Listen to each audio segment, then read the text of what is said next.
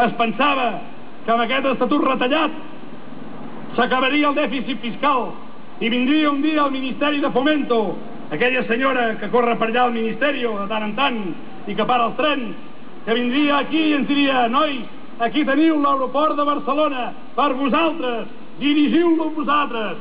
Aquesta Catalunya està perplexa. Hi ha una Catalunya perplexa que es pensava que un dia pujaria un ferrocarril a Catalunya i tindria l'aire condicionat i estaria net i seria puntual, que el revisor parlaria català.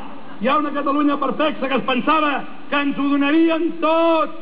Doncs no, senyor, no és així, i avui estan perplexos, però nosaltres no, perquè ja ho sabíem.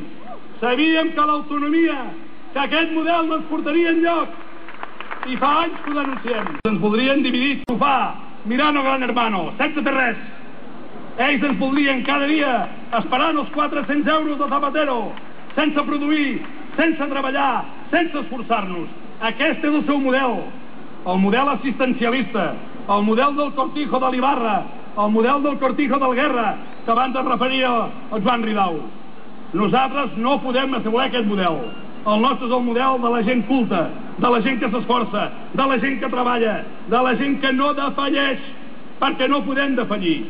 No és una situació fàcil, però el nostre és una broma amb la gent que va lluitar el 36. El nostre és una broma comparat amb el de 1714. Allò sí que era lluita. Nosaltres no tenim dret a defallir, no tenim dret a dissolucionar-nos. Tenim un país per defensar, tenim una llengua per defensar. No val a desil·lusionar-se.